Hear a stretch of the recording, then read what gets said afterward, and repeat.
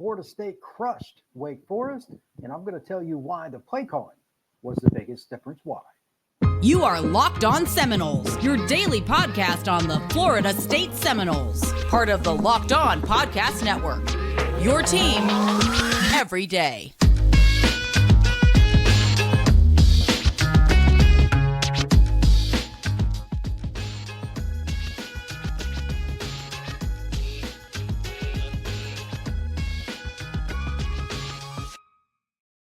Welcome back into another episode of Locked On Seminoles.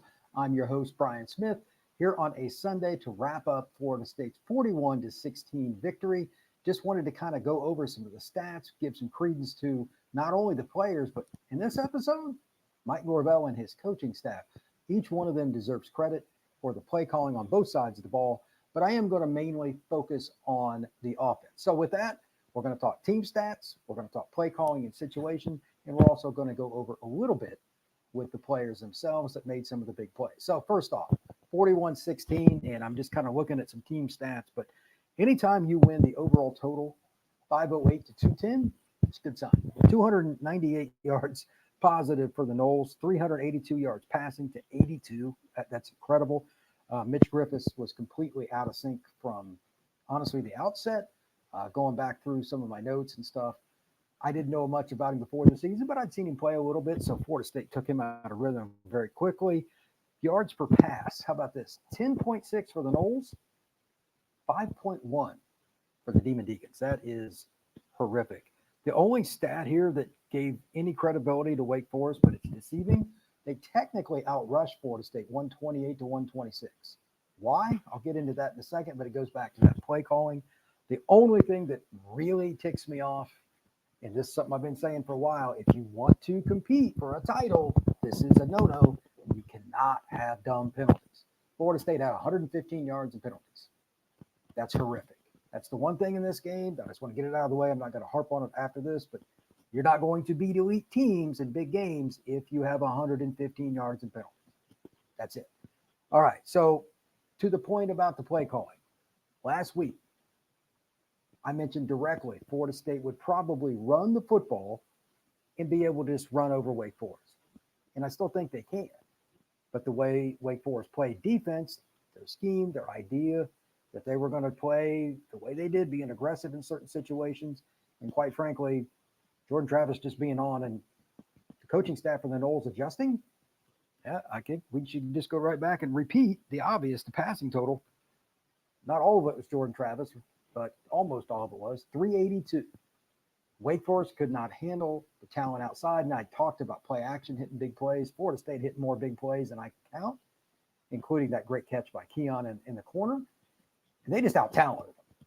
Sometimes it's the forest for the trees with play calling. Hey, they're going to come up. They're going to take some chances. There's a couple of guys we can take advantage of, et cetera, et cetera. Any possible way that Florida State could carve them up through the air, and everybody deserves credit.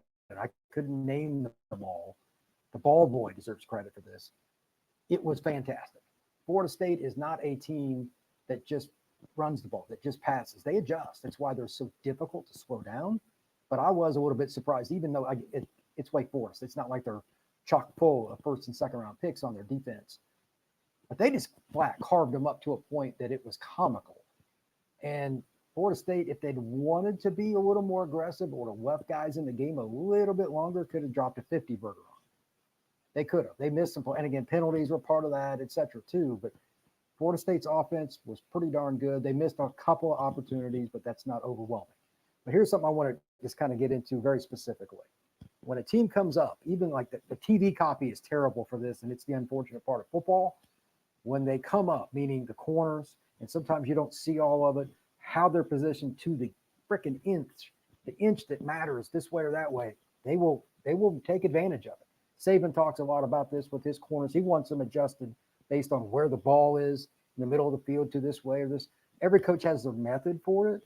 Florida State, Keon, etc., they smoked them based on every little inch of the field, technique, and they murdered them. The play calling adjusted too, because again, I think they wanted to run the ball against them, kind of keep things out of harm's way, because it wasn't like Wake was going to beat them otherwise. But when you can flat out destroy a team the way Florida State destroyed them through the air. They just kept doing it. Don't ruin a good thing, right? If it's working, if it's not broke, don't fix it. Florida State took that mentality after the first quarter, and they just utilized it as often as they could. And the only other stat that I'm still a little surprised by it, rushing attempts for the Noles was 30, and that counts towards the end of the game when you're running the ball a little bit just to get the clock out. They passed it 36 times. I did not see that coming, but again, they adjusted, so that's awesome. Here's the other thing, situationally. They didn't care if it was in the middle of the field, in the red zone, or whatever. When they found a matchup they liked, they did not care. They were aggressive. And there were a few really big blunders by Wake Forest. Run fits, situationally putting guys, I know that, again, they don't have a ton of players that can hang with Florida State, but they had mismatches all over, and Florida State exploited. When a team fails that you're going against, the worst thing you can do is let them off the hook. Florida State is a team that should be able to beat Wake Forest pretty much every time, but they struggled with them recently. They let them off the hook. They shot themselves in the foot. This game was redemption from that standpoint, first off, but they also didn't leave any doubt. By the end of the first half, you're like, okay, well, we kind of see how this is going. And then they didn't let up in the second half. That was probably the biggest takeaway, I thought, from an overall look at the team.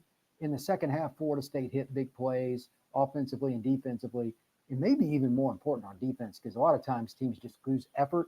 They don't hustle to the football. Florida State did not do that on a consistent basis. Guys were getting after it, trying to make an effort to chase down each and every player. Mitch Griffiths, he threw for 82 yards. It's hard not to throw for 80 or over 100 yards in a football game. They murdered them up front, in the secondary, etc. Here are a couple of stats that I found interesting for the players themselves. Just looking at Florida State, Jordan Travis was 22 of 35 for 359 and 3 touchdowns. No interceptions. Again, this is the mental part. When you get up big, sometimes guys will take chance. Hey, I can throw this. He'll make the play. They're not good enough. We're rolling today. This is good. You have to play every snap the same way. It's a yes-no situation on when and where to throw the football. Just because you're up, you can't get lazy. You can't take things for granted. He didn't have a pick. Trey Benson, he had 55 yards on 10 carries. The consistency with that was what I was most interested in. Florida State didn't hit a home run ball, which shocked me, but they had an 18, a 14, and a 16. Jordan Travis it was good to see Jordan get a nice run there too. He had a 14-yarder. Hill only had 11 yards, but that's about the only player that didn't have a big game for Florida State that got the ball more than a handful of times. That's a pretty good sign. Receiving. The other thing, even though Benson didn't have a huge game running the ball, he had an 80-yarder in the pass game. Jaheim Bell, who I knew was going to have a good game, 4 for 51. That's good for him. And then like Morlock, Ja'Kai Douglas, Portier, they just, everybody contributed. But it's the number of guys that got huge plays. 1, 2, 3, 4, 5, 6, 7. They had like 8 plays of over 20, just passing the ball. It doesn't even count the running game. So Florida State's balance, I was talking to a buddy of mine about this. Name a team that is more balanced when they're on than Florida State on offense. You could argue LSU, but Florida State beat them head to head and did it pretty convincingly. So I say you can't use LSU as the prime example. There are other teams, Washington, but they're not as balanced. I keep bringing this back up. It's kind of fun to talk about, but they might be the most balanced offense in the country. So hats off to all the guys. And even though it's not statistics, the O-line's playing better too. They didn't have a bad day. The defense didn't get a sack, which is kind of surprising, but Wake was in and out so often. Deflections, keeping guys out of the passing lanes that should have been like an easy first or second or option for the quarterback, Mitch Griffiths. Florida State took him away. He didn't have options out there. He was pathetic in terms of stats, but he just didn't have enough help. Florida State overwhelmed him. The only other thing that I would say about this is, again, this is kind of like the Syracuse game, and I thought they were going to kill them. I picked them to win 45-20, so I was pretty close. If you could bottle this effort, like the Syracuse game, those are the 2 best games Florida State played start to finish. This is the way you'd want to do it. Not everybody plays road games like this. Syracuse was at home. Important note here. When you can carry yourself on the road from start to finish and beat an opponent that had quite honestly beat you here recently, and you can win by 25, it's kind of hard to complain. Florida State probably could have added more to it, but I was just glad, forget the score and the stats. The effort was great. So defense, offense, everything looked pretty good. The only other thing that I'm going to say is I'm on the road, and the recruiting stuff that I'm doing right now is going to keep me out of the loop for Monday, but I will be back at it on Tuesday at some point in the afternoon. I'll be back in Florida, and everything will be back to normal. The college football playoff is the big thing with the committee. I've been hinting at that. This is the first week. I thought it was next week, but this is the first week they're doing it. I have no idea what Florida State is going to be. None in terms of where they're going to be ranked. I've heard about 50 opinions on it, so I'm as blind as you. If anybody wanted to message me, I have no idea.